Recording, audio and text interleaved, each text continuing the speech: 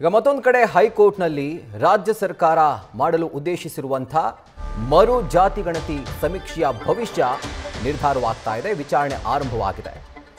ಜಾತಿ ಜನಗಣತಿಯನ್ನ ಪ್ರಶ್ನಿಸಿ ರಿಟ್ ಅರ್ಜಿಯನ್ನ ಸಲ್ಲಿಸಲಾಗಿತ್ತು. ಅದರ ವಿಚಾರಣೆ ಈಗ ನಡೀತಾ ಇದೆ. ಆಯೋಗದ ಪರ ಹಿರಿಯ ವಕೀಲ ಪ್ರೊಫೆಸರ್ ರವಿವರ್ಮ ಕುಮಾರ್ ಹಾಜರಾಗಿದ್ದಾರೆ. ಸರ್ವೆಯಲ್ಲಿ ಭಾಗವಹಿಸುವಿಕೆ ಕಡ್ಡಾಯ ಅಂತ ಸೂಚಿಸಲಾಗಿದೆಯಾ, ಆಧಾರ್ ಕಡ್ಡಾಯ ಅಂತ ಸೂಚಿಸಲಾಗಿದೆಯಾ ಅಂತ ಹೇಳಿ ಕೋರ್ಟ್ ವಕೀಲರಿಗೆ ಪ್ರಶ್ನೆಯನ್ನ ಮಾಡಿದೆ. ಇದಕ್ಕೆ ಸಂಬಂಧಪಟ್ಟಂತೆ ಪೀಠಕ್ಕೆ ದಾಖಲೆಯನ್ನ ವಕೀಲ ಪ್ರೊಫೆಸರ್ ರವಿವರ್ಮ ಕುಮಾರ್ ಸಲ್ಲಿಸಿದ್ದಾರೆ. ದತ್ತಾಂಶ ಸಂಗ್ರಹ ಮಾಡೋರಿಗೆ ಕೊಟ್ಟಿರುವಂತಹ ಸೂಚನೆ ಬಗ್ಗೆ ಕೂಡ ಅವರು ಡಾಕ್ಯುಮೆಂಟ್ಸ್ ಅನ್ನು ಕೋರ್ಟ್ಗೆ ಸಲ್ಲಿಸಿದ್ದಾರೆ. ಈಗಾಗಲೇ ಇದಕ್ಕೆ ಅಂದರೆ ಆಯೋಗದ ಪರವಾಗಿ ಇವರು ಮಾಡಿದಂತಹ ವಾದಕ್ಕೆ ಪ್ರತಿವಾದ ಆರಂಭವಾಗಿದೆ. ವಕೀಲರಾಗಿರುವಂತಹ ಪ್ರಭುಲಿಂಗ್ ನಾವದಗಿ ಈಗ ವಾದವನ್ನು ಶುರು ಮಾಡಿದ್ದಾರೆ.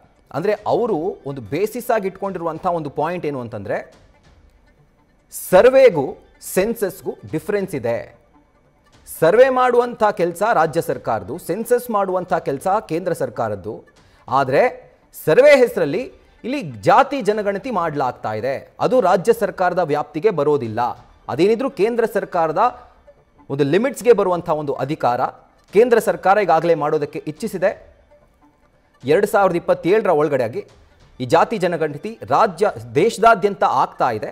ಅಂಥ ಸಂದರ್ಭದಲ್ಲಿ ರಾಜ್ಯ ಸರ್ಕಾರ ಪರ್ಯಾಯವಾಗಿ ಮಾಡೋದಕ್ಕೆ ಬರೋದಿಲ್ಲ ಅನ್ನುವಂಥ ಒಂದು ವಾದವನ್ನು ಪ್ರಭುಲಿಂಗ್ ನಾವದಗಿ ಈಗ ಕೋರ್ಟ್ ಮುಂದೆ ಇಡ್ತಾ ಇದ್ದಾರೆ.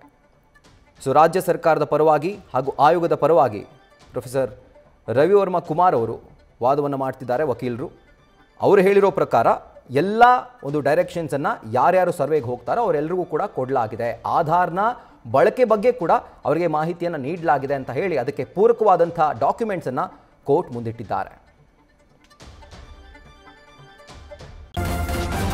ನ್ಯೂಸ್ ಫಸ್ಟ್ ನಿರ್ಭೀತಿಯಿಂದ ನಿಮ್ಮ ಪರವಾಗಿ.